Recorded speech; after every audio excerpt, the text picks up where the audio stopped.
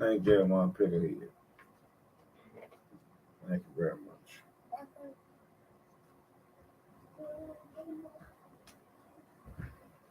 All right.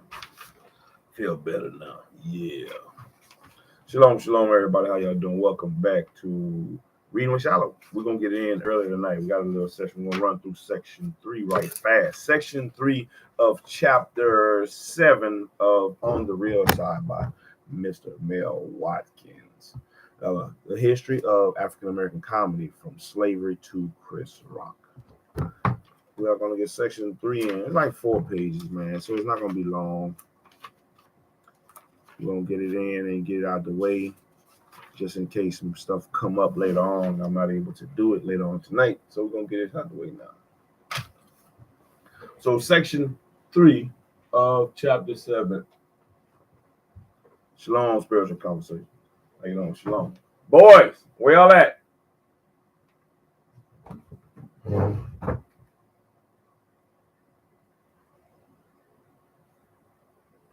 right. Well, let's jump into it so we can get it out of the way. Section 3 of chapter 7, radio and early television. Man, hold up. In many ways, the evolution and demise of Sam and Henry and Amos and Andy parallel the fate of radio comedy in general. Although Amos and Andy mainly avoided minstrelsy of the broadcast, most pure type Gosden and Carell's characters reflected the Negro mimicry of early radio shows. Originally, like Will Rogers' homespun humor, the show was mirrored the medium's emphasis on traditional, rural values. Revamped and broadcast from the West Coast in the 40s, it had adopted the slick, fast-paced Hollywood format that characterized the Bob Hope and Jack Benny shows. Like most radio comedy, it declined with the advent of television and in the 50s left the air. Amos and Andy, however, was one of the few situation comedies that did not cast Black exclusively as comic servants, a role that otherwise defined the Black comic presence on radio. In 1932, Ernest Whitman showed up as Awful, a butler on the Gibson Family, and teamed with Eddie Green for guest appearances on Showboat in the Sambo-like minstrel routine. Hattie McDaniel did guest spot in her Mammy Guys on the Optimistic Donut Hour and Showboat in the same year. Lionel Randolph began her succession of radio-made roles on Luna and Leander, a comedy show broadcast by Detroit's WXYZ in the early 30s. Also, in 1932, Johnny Lee could be heard on Slick and Slim, a broadcast comedy series from New York's WHN. Although numerous white impersonators had played Black maids before, the Georgia Burke had appeared in the 30s as Gardenia, a maid in the soap opera Betty and Bob, and Lillian Randolph was the first Black performer to portray a prominent maid character. Now, in 1941, she took the role of Bertie on The Great Gildersleeve, a spinoff of Fibber, McGee, and Molly. Fibber, McGee, and Molly. These are some crazy names.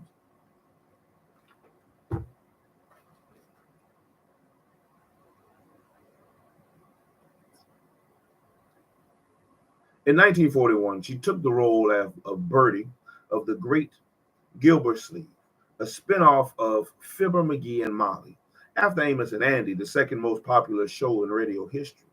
She was less acerbic and irreverent than the character of Beulah, but Bertie was still a no-nonsense type which managed to deflate her obstreperous employer with wit and charm.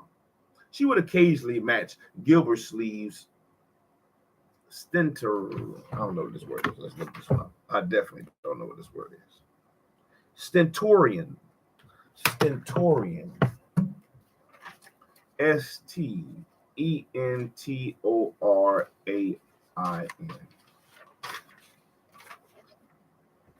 Stentorian.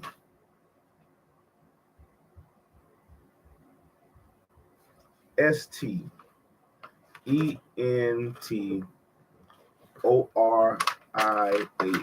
Stentorian.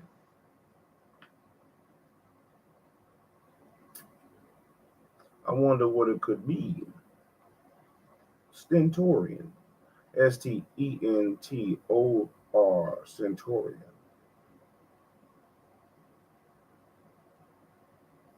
Let's see if I'm pronouncing it right.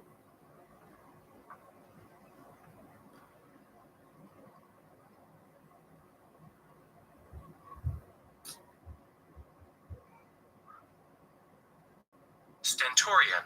Stentorian. Of a person's voice, loud and powerful. He introduced me to the staff with a stentorian announcement. Stentorian. Stentorian.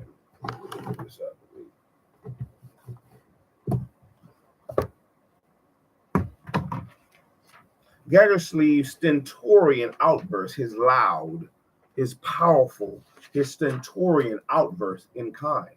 But usually, Birdie projected a stoic unflappability, parrying her employer's boisterousness with discretion and understatement. According to one critic, she was the best of all the stereotype maids of all-time radio. Randolph, a seasoned entertainer who also appeared in films and television from the 30s to the 70s, played the part until the 50s. Birdie's success as a regular character on radio opened the door for a number of black performers who appeared as maids or cooks. Now, Rudy Dandridge, for example, was Geranium on the Judy Conover show in 1943.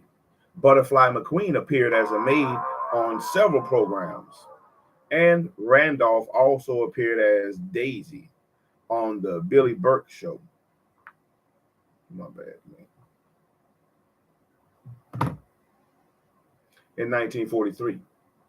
Beulah, however, was radio's best-known black female servant, and the character evolved in much of the same way as the Amos and Andy gang. Although the name Beulah had often been associated to stereotypical black maids in the motion pictures, the radio version was created by Marlon Hurt, a white actor. Hurt had grown up with the black nursemaid and, as a youngster, developed an interest in minstrelsy. By the time he broke into radio as a singer on such shows as NBC's Plantation Party in the 20s, he had developed some humorous black impersonations, which included a high-pitched female voice that he often used in his act. In 1940s, on the Showboat, he introduced Beulah Brown to radio. And later, while performing on the Fred Brady Show, Hurt was spotted by an associate of the Fibber McGee and Molly Show. And in January of 1944, his irresponsible black alter ego became the McGee's Maid. The show was broadcast before a live audience, so Hurt's performance required more than just verbal minstrelsy. Audiences were usually shocked when the white actor faced them and unleashed his piercing soprano intonations. The program had introduced another comic black menial earlier, Silly Watkins, a Sambo-like handyman portrayed by a white actor, Hugh Studebaker. But he was quickly forgotten. Beulah's patented laugh and catchphrases such as "somebody ball for Beulah" or "love that man" immediately caught on to the radio listeners, and soon it was apparent that the character was too popular simply to play a supporting role. In 1945, Hurt left Fibber McGee and Molly to create his own show featuring the Beulah character. He also did other roles on the new show, including Beulah's trifling boyfriend, Bill Jackson. But Beulah was the jewel of his impersonations. Hurt died in 1946, and the show went off the air. Now, the following year, it was revived when another white actor, Bill Corley, assumed the role. Later that year, the format was changed, and Hattie McDaniel was given the part, and the program was aired as a 15-minute serial. McDaniel thereby became the first black non-musical performer to star in her own radio comedy series. After she left, Louise Beavers and Lillian Randolph played the part. Now, the veteran Ernest Whitman was among those who played Beulah's boyfriend, Bill Jackson. The show ran on CBS until 1954, outlasting the television version. But like Amos and Andy, it finally succumbed to the heated controversy about its stereotyped characters.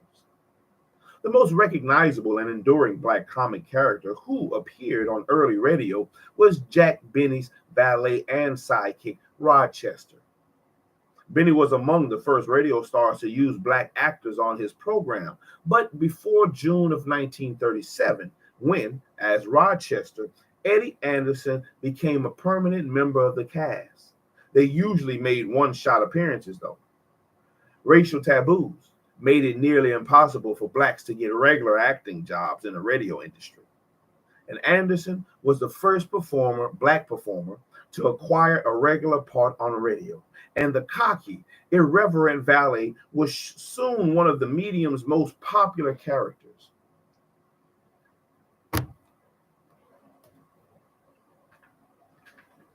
Unlike most other top bananas on stage and radio, as well as in film, Benny set himself up as the butt of the jokes. He was vain, stingy, and pompous, although he did not project the frantic and bombastic rudeness of the great Gildersleeve. He did portray a character whose prissy, eccentric nature and stubbornness readily elicited barbs from those around him. Benny's show was among the first to offer major roles to its supporting cast members. Aside from his own impeccable sense of timing, the primary source of humor was the cast's continual deflection or deflation of the star's ego.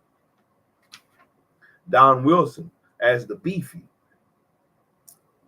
ebullient announcer,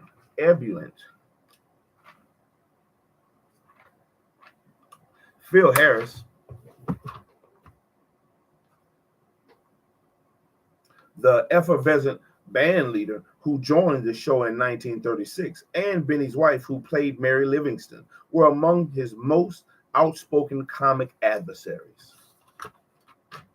Ebullient, Ebullient, Ebullient. I think it's ebullient. Ebullient. I don't want that. Ebullient, ebullient. Let's see how it's pronounced. Ebullient. Yeah, I was off. Ebullient. Ebullient. Ebullient. Cheerful and full of energy. The cheerful and full of energy announcer, the ebullient announcer, Phil Harris, the effervescent band leader who joined the show in 1936, and Benny's wife, who played Mary Livingston, were among his most outspoken comic adversaries. They traded quips and insults with the star, and Benny regularly set himself up as straight man for their antic comedy. Soon after joining the show, Eddie Anderson, as Rochester, was quietly slipped into the reverse comedy format. His involvement, although it may seem routine now, was a revolutionary advance when it occurred. In the 30s, black males who challenged white authority were simply not seen in mainstream media, either in dramatic or comic situations. Born in 1906, Anderson was a stage brat. His mother and father were circus minstrel performers. He entered the business as a teenager, playing the black theater circuit, where his contagious smile, deep, raspy voice, said to have been acquired by hawking newspapers on the street as an adolescent, and interjected dance routines made him a favorite. Later, he and his brother formed a song and dance team, working the small-town vaudeville theaters. In the 30s, he settled in Los Angeles and appeared briefly in several studio films before being featured as Noah in the Green Pastures. His lively performances in that biblical fantasy led to other offers, and in March of 1937, he won a minor part as a dense but jovial pullman porter on Benny's program. The role echoed the standard stereotype of black menials seen in Hollywood films. In fact, the script specifically indicated the popular cinema prototype. At one point, Anderson, who during his early appearances on the program spoke with a heavy Southern black accent, not always reflected in the dialogue as printed in the scripts, responds to Benny's query about a garment that was supposed to be pressed by saying, "Gee, I'm lazy. Don't I remind you of stepping fetching?" Though his early radio appearances were disguised or undistinguished,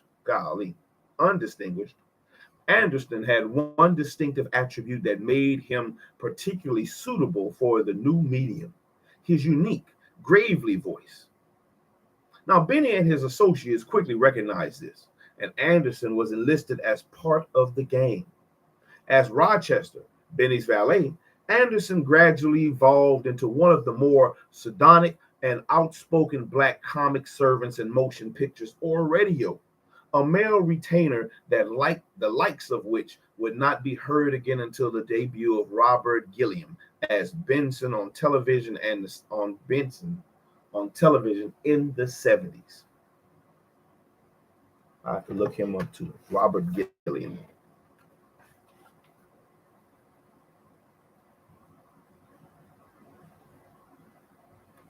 Well, let's see if he's in the other book. Let's see if he's in this book. Robert Gilliam. Checking out the Encyclopedia of African American Heritage. We're going to see if Mr. Gilliam is in here. Gilliame.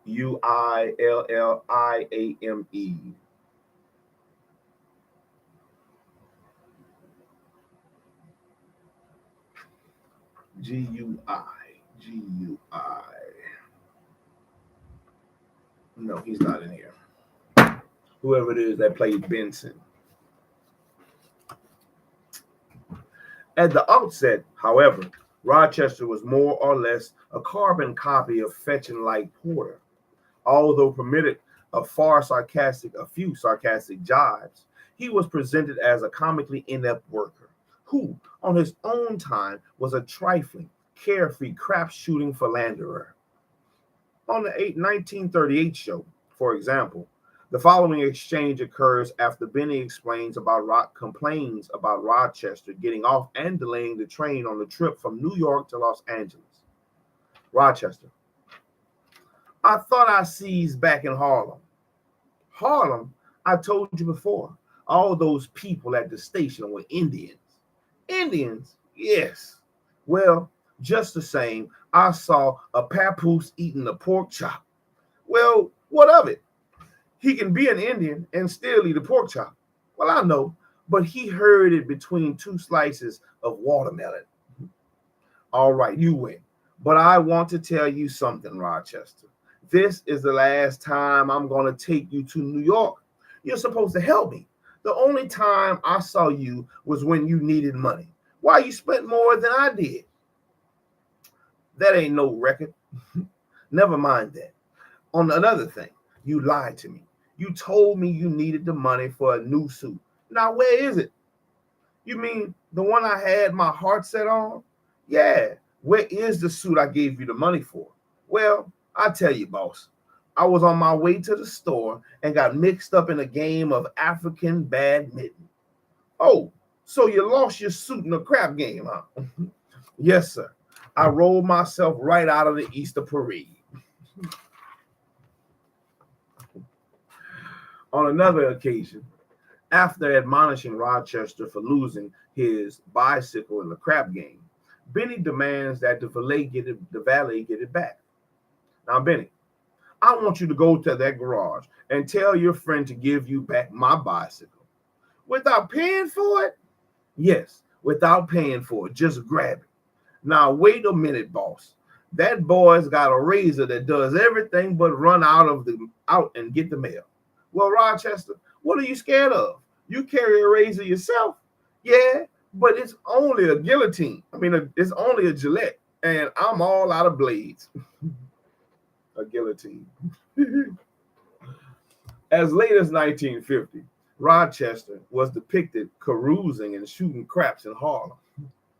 That broadcast, actually a rerun, elicited calls and letters from scores of blacks, as well as protests from the NAACP and editorials deploring cliches and horseplay that we had supposed had died a quiet and unmourned death a generation ago. Surprised and distressed, Benny apologized. But Rochester's character gradually began reflecting the critical attitude assumed by other cast members towards the boss. Rochester started to show an independence, irreverence, and knack for witty rejoinders, usually reserved for non-black or black female servants, such as Hattie McDaniel in film. It was in this guise that those of us more familiar with the Benny Show aired on radio and television in the 50s remember Rochester, a clever, resourceful servant who, like the rest of the cast, was also an accepted friend. Rochester was aware of Benny's foibles and frequently pointed them out. Anderson brought a brash, impudent edge to his whole role that was similar to traits displayed by radio's Birdie and later Beulah. It seemed perfectly natural and good-natured, however, since after the 40s, Rochester was portrayed more as a companion to Benny, a respected part of the household, than as grossly stereotyped servant whose role and place were strictly prescribed. Besides joining the rest of the cast in running gags about Benny's pettiness and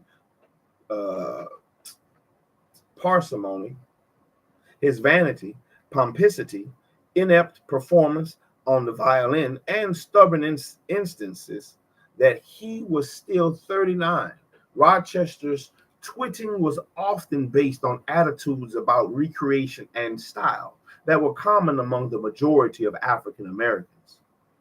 In an early episode in which he assists Benny in preparing to go out for the evening, for example, Rochester lays out a dress suit and a pair of casual shoes.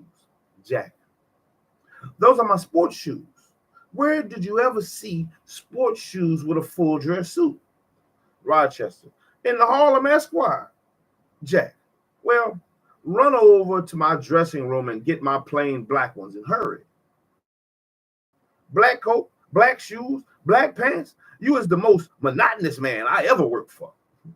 This trend was extended to television, where one episode found Benny waiting for Rochester to return home at 4 p.m. When Benny questions him about the nocturnal habits, Rochester responds, "Well, last night the club I belonged to had a social gathering, and the president had intentions of breaking it up at 10 o'clock. At 9:30, we elected a new president." Frequently, Rochester countered Benny's comically exaggerated emphasis of such middle-class values as moderation, surface decorum, and thriftiness, with quip reflecting legitimate options that existed in the black community. In these instances, he mirrored comic ploys that were more typically confined to the stages of black theaters. But, as we have seen, the tendency to contrast Benny's exaggerated middle-class behavior with grassroots black attitudes could and often did slip easily into minstrelsy-derived burlesque. In this reverse form of fun-loving, carefree attitude could be seen as excess and debauchery, against which Benny's rigidity and fastidiousness were portrayed as normal and preferable. And since most blacks, unlike middle-class whites, were reluctant to have their idiosyncrasies publicly satirized, those comic episodes in which Rochesters were portrayed as overly spirited and sensational, licentious, or fun-loving, irresponsible, called forth quick responses from the black community. Licentious, Licentious, Licentious, Licentious. We'll see if I'm pronouncing it right. Excuse me. Lice, Licentious. Licentious. Licentious.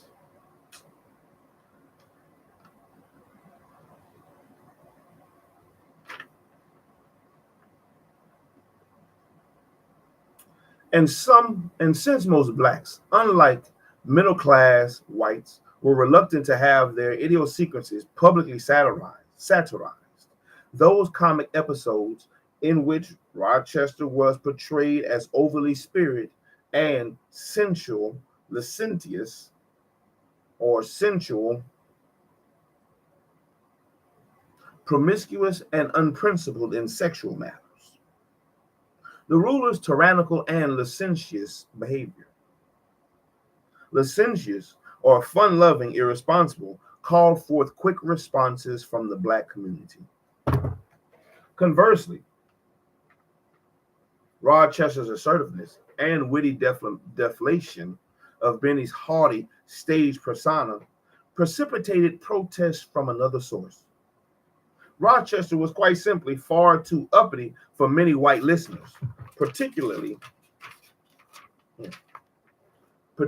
Southerners.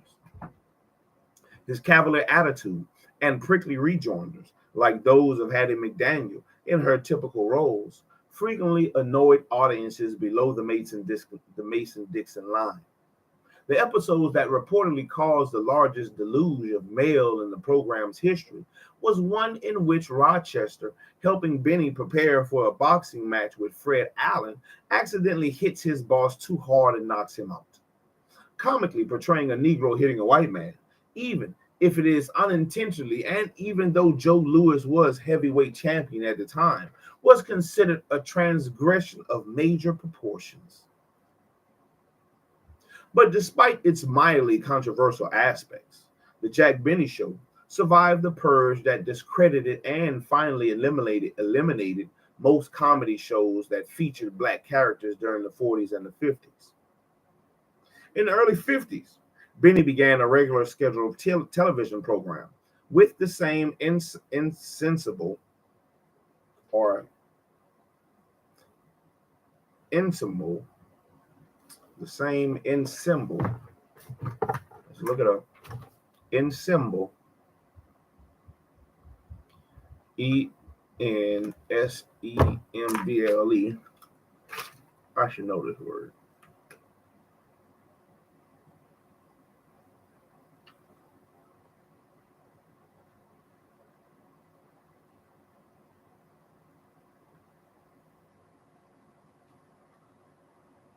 Here we go.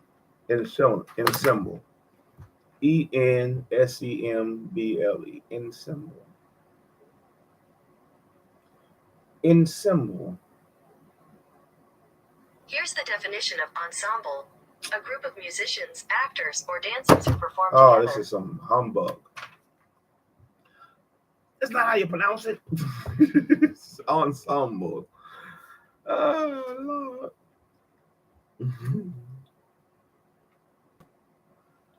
Oh, man.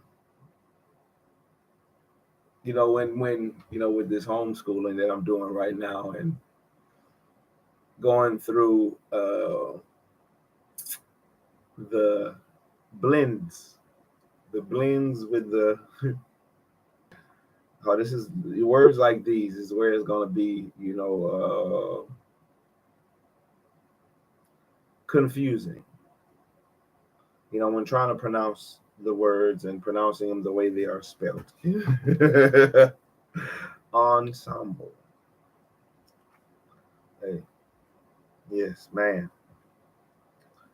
Benny began a regular scheduled television program with the same ensemble he employed on the radio. In May of 1955, dwindling ratings prompted him to drop the radio show, but the bi-weekly television version lasted until the mid-60s. Rochester remained until the end. The success of the Jack Benny program and Anderson's long tenure as perhaps the most popular member of the supporting cast on radio and television made Rochester a household name. The character popularity, in fact, so overshadowed Anderson's accomplishments in other areas that the actor is remembered to by many only for that role. Anderson, however, was a gifted entertainer and comic actor whose talents far exceeded his portrayal of Benny's witty valet. His performances in the Black Cast films, The Green Pastures, and Cabins in the Sky demonstrated a range of comedic ability that was seldom called upon in his role as Rochester. In Green Pastures, he was rusing as an energetic old South preacher and appropriately dictatorial as Noah, and in The Cabin, as Little Joe Jackson, an average black man whose soul is sought by the forces of heaven and hell. Anderson is equally at ease in the dramatic sequences and the musical comedy routines. Even in some of the more narrowly conceived supporting roles he played in motion pictures from the 30s to the 60s, he projected a self-assurance and independence that set his portrayal of the male comic servant apart. These comic characters, including Rochester, were usually bolstered by the reflective quality and indication of depth, even when they mouthed the most inane lines. Manton Moreland was a contemporary black comedian with whom Anderson had most in common. In appearance, both were small men with wide, expressive eyes. Each had an impish or devilish quality that lurked just beneath the surface. Moreland was more typically the stage clown or buffoon, and however, his humor was broader, more clearly associated with the low slapstick comedy common in burlesque houses and tent shows, and his frenzied demeanor and wide arsenal of grimaces and comic expressions usually made him a caricature rather than a believable character. Although their specific roles in The Cabin in the Sky partially account for their divergent styles, that film does offer a clear comparison of the two comedic approaches. The fidgety, nervous movements, high-pitched voice, and rapid delivery that Moreland displays as the devil's henchman were typically accoutrements of the stage clown, and Anderson, by contrast, was relaxed, almost serenely understated, as the pawn in the battle of the forces of good and evil. Compared to Moreland, his comedic devices were much less obvious. Finally, Anderson was a dancer and comic author rather than a comedian. He relied on the air of resistance and more self-contained mannerisms. Perhaps more than any of the old-time black comics, Anderson had mastered the art of subtly projecting ambiguity and cynicism, disbelief, or disdain through his facial expressions. Whereas Stephen Fetchum and Wally Best amused through exaggerated sluggishness and a mask of stupefaction or cowardice. Anderson's humor usually flowed from his relaxed deportment, his grating but infectious voice, and an underlying sense of confidence and studied reflection. From the mid-30s to the 60s, Eddie Anderson flourished as a premier comic presence. By the 40s, he had become one of Hollywood's highest paid black actors. His motion pictures roles varied from the relatively innocuous appearances as comic menials or sidekicks in Three Men on a Horse in 1936 and Brewster's Millions in 1945 to disastrously stereotyped parts such as the unscrupulous, fast-talking preacher in Tales of Manhattan in 1942 and the familiar coon-like chauffeur in Topper Returns in 1941. As Rochester in 3 Jack Benny films, Man About Town in 1939, Buck Benny Rides Again in 1940, and the meanest man in the world in 1943. He brought the sardonic wit that he had popularized on radio to the screen. The New York Times asserted that in Man About Town, a sly little gentleman's gentleman, or comedian's comedian, called Rochester, has restored Jack Benny to the comic map and cleared a sizable place there for himself. Through refinement of the male servant image, Anderson emerged as a key transitional figure in the evolution of the public black comedy. And that was section 3. That was section 3 of chapter 7. Man, we're almost done. Let me see. Section 4, I think, is going. Well, section 4 is only. I think I was supposed to read both. I think I said I was going to read section 3 and section 4 last time.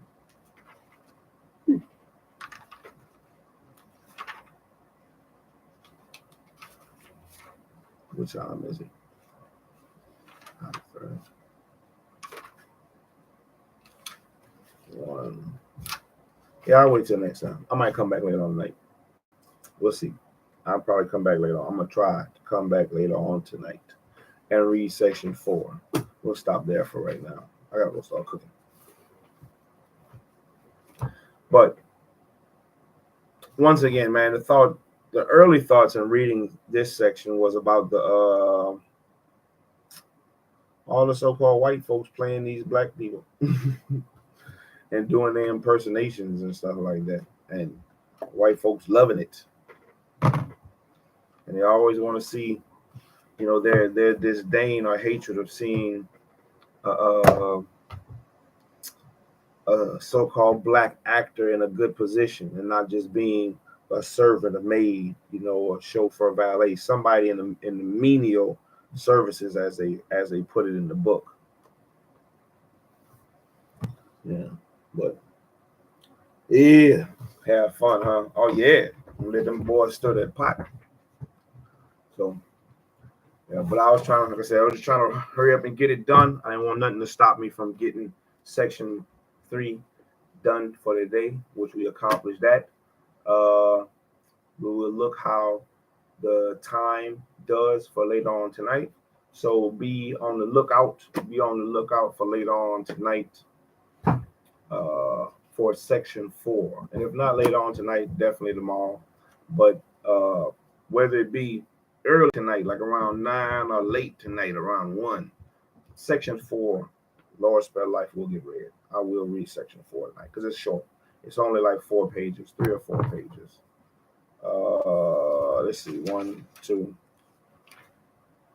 Yeah, 4 full pages. 4 full pages front and back. So be on the lookout for that. But until then, man. Until then, appreciate you, spiritual conversationalist. I'm glad, man. I'm jibber jabbering your name too.